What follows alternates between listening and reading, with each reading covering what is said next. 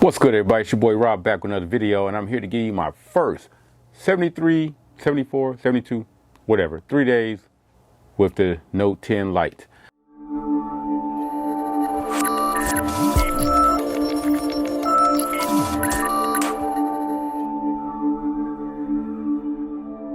Now, first off, let me start off by saying that I am very happy with this phone. It provides me with a lot of the same comfort features and everything that the regular Note 10 and Note 10 Plus bring to the table. The display, popping, great. The AMOLED 1080, that's all it can go as high as is 1080, but you do have a vivid and natural selection you can choose when it comes to making how you want that display to look. The body is the glass-stick body with a metal framing, which is pretty good. The battery, the 4,000 milliamp battery, adds a lot of weight to it, so it does give it a feeling of quality, so you don't feel like you're dealing with a very cheap phone.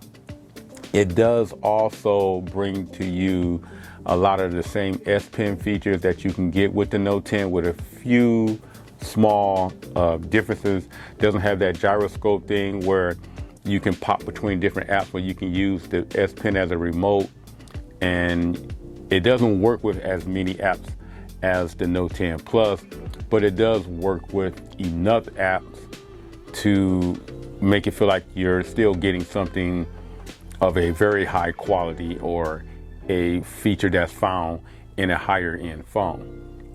Now, some of the things that kind of throws me off about the phone is that it doesn't have a dual speaker, the actual plastic feel of it, and the price itself kind of is a little bit of off-putting, for lack of a better words. But I think this phone should come in pretty much right around, maybe at the highest, $500. So somewhere between $400 and $500, because I think one of the problems with this phone is it kind of pushes up into lower end top tier phones like the OnePlus territory, or it kind of pushes into last year flagship phones, which you can get at the same price as the Note 10 Lite.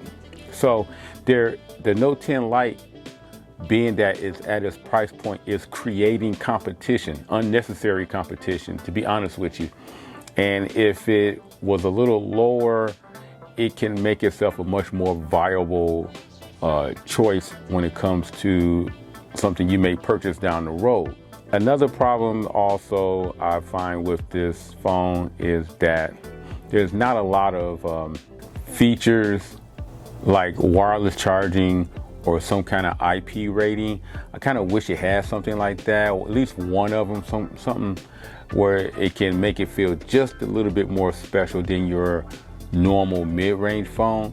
But at the same time, I can understand why they're trying to keep the cost down. So it's kind of like, it all depends on how you look at it. Should you get at least one luxury feature with a mid-range phone like the Note 10 Lite? I think when you have that name, and using that name kind of let people know that you're dealing with a high-end phone, even though this is a mid-ranger, I think it should do something to separate itself. Also, the camera on the Note 10 Lite is pretty good. It's a little above average for a mid-tier phone. To me, it's better than last year's Note 9. So if the Note 9 was a phone that you was considering against the Note 10 Lite, one thing that I think the Note 10 Lite does have over that phone is the actual camera. I would choose the Note 10 Lite camera over the Note 9 camera. But also, the Note 9, though, as a competitive phone to the Note 10 Lite, has a better display when it comes to having more options with the display. You can go all the way up to a 2K, whereas the most you can do with the Note 10 Lite is the 1080. But the battery life is, I think the battery life is better on this phone than it is on the Note 9.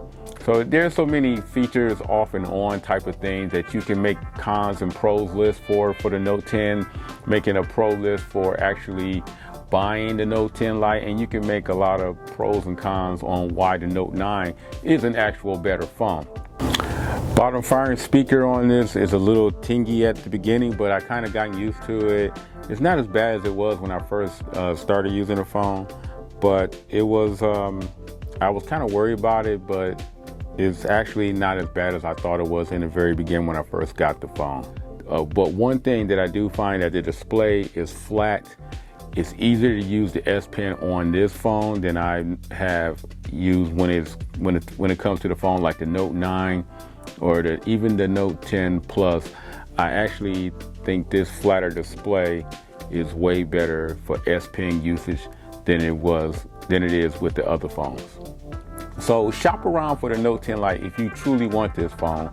You can find it at a reasonable price on eBay. You could possibly find it under $500, which would make it a pretty good buy.